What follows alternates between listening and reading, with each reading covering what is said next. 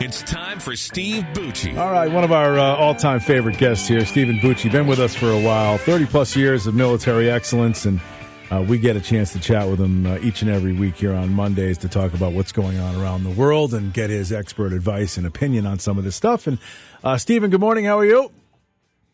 Good morning to you, Lee. I'm doing really well. Thank you for having me back. All right, 7 days have come and gone since we last spoke. Any thoughts that have changed dramatically since the last time? I mean, do we still think Putin is sort of on the fringe of lunacy, or do we think he's cagey like a crazy cat, or do we think he's marching across Ukraine and will stop there and go beyond? Any differences that you've had in the last 7 days?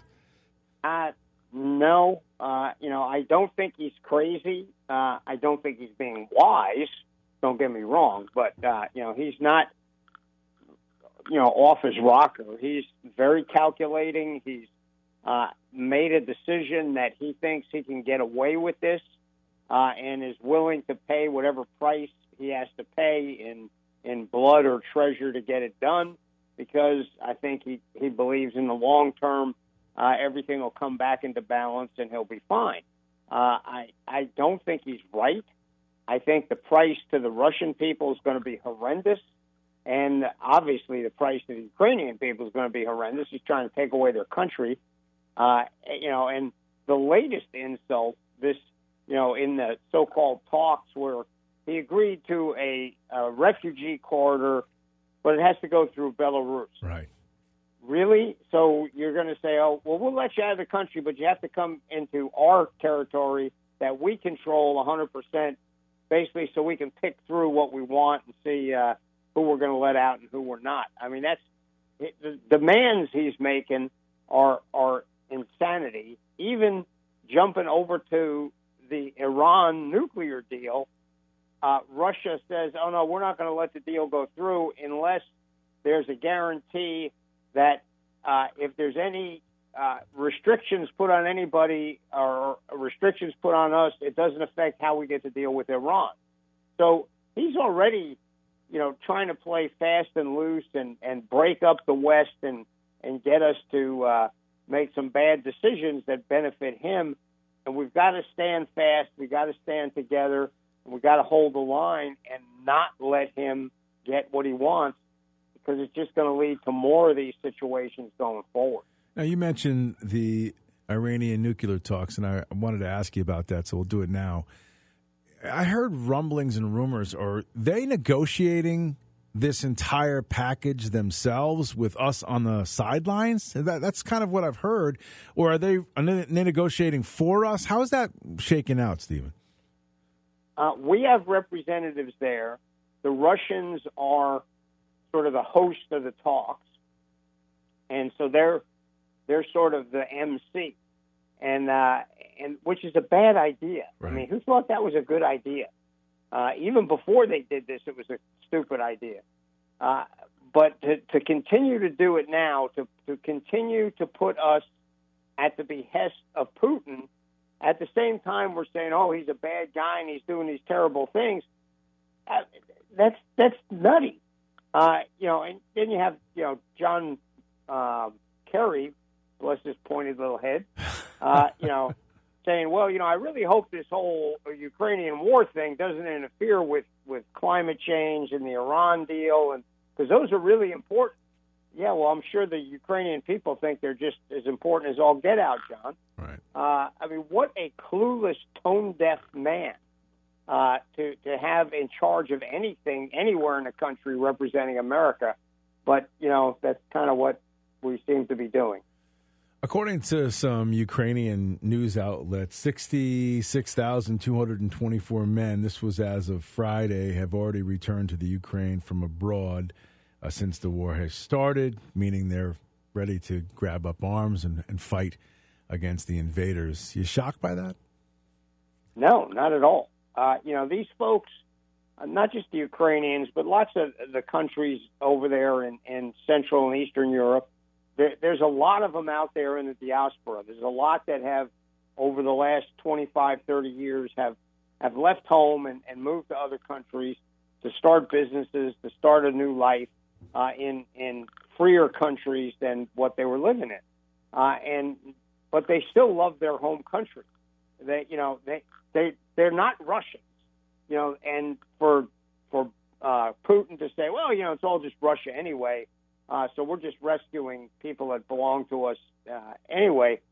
Ask the people. They don't think they're Russians.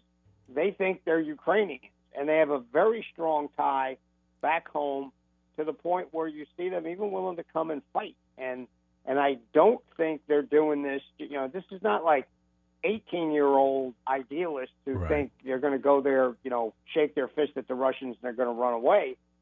These are mostly working-age males, from their mid-20s up to their 50s, right?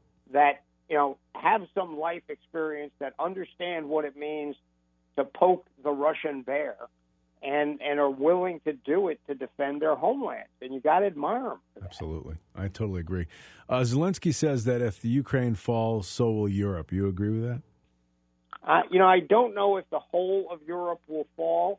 I think if Ukraine goes down the tubes, which means NATO will have failed to stand up to Russia sufficiently, it will put a serious, not just a crack, but a gigantic crevice in NATO's credibility, which will greatly increase the likelihood that Putin will continue to do this in other places, several of which are now members of NATO. Right. But what you're sending as a message to Putin is, we're really not serious about standing up to you, so, don't make us look too bad, but you could probably keep going. That's the way he's going to read it. So in the big scheme of things, Zelensky, I don't think it means Russia's suddenly going to, start driving tanks to the Atlantic Ocean. But they're going to keep chipping away piece by piece, at least at the near abroad, those countries that either used to be inside the Soviet Union or were aligned with the Soviet Union through the Warsaw Pact. He wants them back, or at least wants them completely neutered. So they're demilitarized, they're not part of NATO, and they have no connection to the West. I don't see how we can let him dictate to everybody that. Russia's not even that strong a country, for goodness sake. Right. It's not the Soviet Union anymore. Well, it's got to be the saber rattling of a nuclear threat that keeps everybody at bay. There's really no other excuse for it. You're exactly right, as always. Their military is not nearly what it once was, and you're noticing it now with half of their equipment falling apart or running out of gas. They don't, there seems to be a disconnect from the top on down to how they're actually trying to actually make some of these orders and implement some of these orders and to take ground. It just seems like it's much, much harder than we would have thought it was going to be, right? That's what it seems like to me.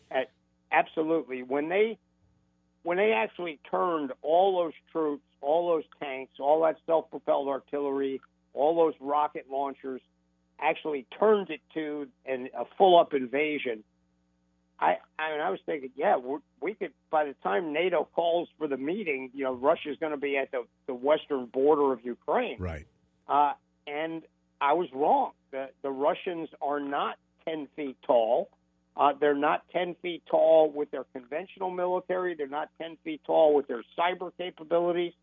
And the Ukrainian people, with nothing but small arms and a lot of chutzpah, are standing up to them. And really bloodying their noses. Unfortunately, Putin has continued to push despite that, and because he mentions nuclear weapons, everybody goes, ooh, look, nuclear weapons are horrific, but we need to remind Mr. Putin there's a lot more nuclear weapons that we could use against him that he could use against anybody in the West, and ours are better. They're more precise. They're more damaging because they're not just big, giant, drop it in the middle of the country and hope you destroy everybody.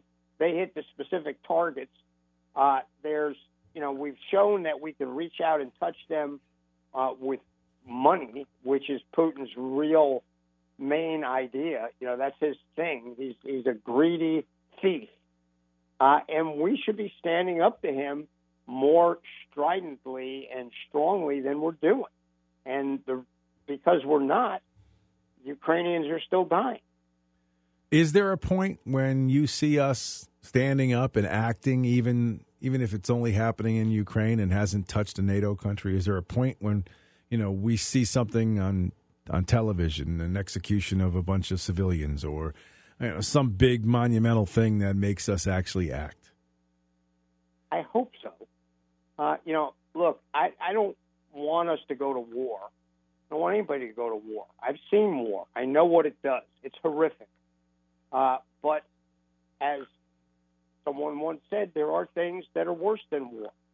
And one of them is total slavery, subservience, destruction of societies and of peoples. And it's kind of what we're seeing the beginning of now with the leveling of the cities. How can we, in good conscience, allow that to happen?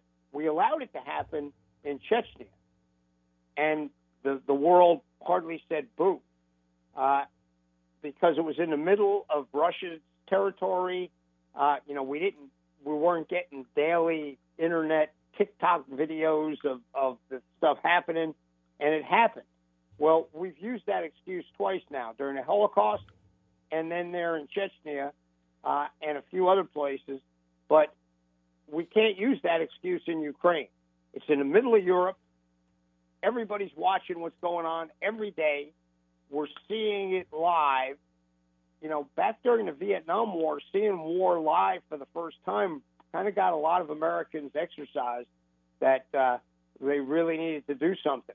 Well, this is the same thing on a larger scale, and I don't see how we as a country, how NATO as an alliance, how Western Europe as a cultural group, or the West as a cultural group can stand by and let this happen. Stephen Bucci from the Heritage Foundation is our guest. I totally understand the thought process behind, let's say Putin was acting rationally, and making that assumption maybe is a large leap. But if you're the leader of Russia and you want to close up two entry points that you think are potentially hazardous for, let's say, an invasion, that would lead you to go take Ukraine back. And in particular, if you think that they should have been with you from the beginning, on the onset, you shouldn't have got them taken away from you. I understand the thought process of a military person doing that, right? So I get that. What I don't get now is, I don't know how you're getting, what kind of responses you're getting, but when I throw something out there or tweet something or Facebook something, I'm shocked, Steve, by the amount of people who are in Putin's corner, like all the way, like think he's doing the right thing and should be allowed to do it without any impunity. I'm shocked by that. I don't know if you're getting the same response in some cases, and if so, what do you feel about that? I'm not getting a lot of that. Definitely getting some of it, and some of it from people. They're not just some sort of nut job or somebody who, has an ethnic Russian background, so they jump in regardless. Right. I had a lady. I was on a show at a Green Bay, Wisconsin, and this lady who lives somewhere in the Midwest. And she started writing me on LinkedIn, and she was doing it based on the fact that her daughter now lives in Russia. They're not Russian ethnically, but her daughter lives in Russia, and, she's getting all the Russian news and then writing back to her mom saying, no, all that's not true. This is what's really happening. So there are some people who are feeding on the Russian propaganda coming through their news sources, which is completely controlled by Putin. Right. The only two news sources out of Russia, I can't remember the names, but they were like semi-independent. They've been shut down. I understand that. But some of the people that are in America, I hear two things, Lee. One was that when the Soviet Union fell, we took Ukraine away from Russia. No, we didn't. The presidents of the Russian Republic, the Ukrainian Republic, and the Belarusian Republic were the first three Soviet republics who declared themselves independent. The three of them got together and said, no, we are independent countries. The West had nothing to do with that. We weren't involved in it. It wasn't a negotiation. Boris Yeltsin said, no, Ukraine, you get to go, you're free, and everybody agreed. And then the rest of the Soviet Union broke up after that. So the West didn't steal Ukraine from Russia. Nobody forced Russia to give up Ukraine. They never owned them. The second thing is that somehow I see this line that when the Soviet Union collapsed and Russia was trying to rebuild itself and all these, bad guys started getting power, that somehow America was in cahoots with all these gangsters to rape Russia of its wealth. I lived through all that. There's no way in the world that's what happened. We were sending government people, lawyers to help them build legal structures. We sent chaplains to help them develop, how you use freedom of religion. They requested it. We sent it. Nobody forced it on them. Nobody demanded that they have to have this. Where are we getting this myth that somehow America was beating up on Russia when it was down, kicking it at its lowest point and raping it of its resources? That is a complete fiction, and I've seen it from some people that should know better. I don't understand that. If somebody out there has some documentation that shows how America, as a governmental policy, not as if some individual went over there and pulled a scam, I can't help that. Right. We got crooks in this country too.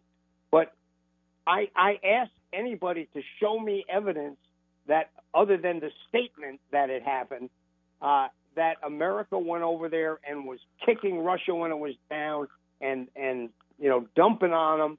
And so this is all really our fault. I think that's lunacy. Two more quick ones, real quick, because I need quick answers because I got to go. But how can we just take yachts and bank accounts and seize that stuff? How does that work? Is that too complicated to explain in a 90-second spot? It is kind of complicated. That's a Treasury Department thing. Okay. I've never really been a part of that, but there are international laws that say when something is connected to an illegal act, you can go confiscate it, just like they do in the United States. If somebody is accused of selling drugs in America, you can go confiscate their car and their house and their cabin cruiser. Right. In this case, we're just going for $600 million cabin cruiser. All right, well, one more. So if Reagan were president, assuming that this was where it was right now, like take it up right now, not prior to this, but if Reagan's president now, what happens? I think we would see a much stronger response. I think we would be using all of our means, heavy sanctions, like complete sanctions of everything from Russia. You'd see us doing cyber warfare against them. Right. I mean, I have no evidence that Reagan would have done that, but I think he would use all the tools. And I think, like he did in Nicaragua and some other places, you'd be seeing our special operations people in there supporting the resistance against what's going on. All right. Stephen Bucci, Heritage Foundation. Follow him on Twitter. Like I say every week, it's a great follow. Stephen, thank you, pal. I'll talk to you next time.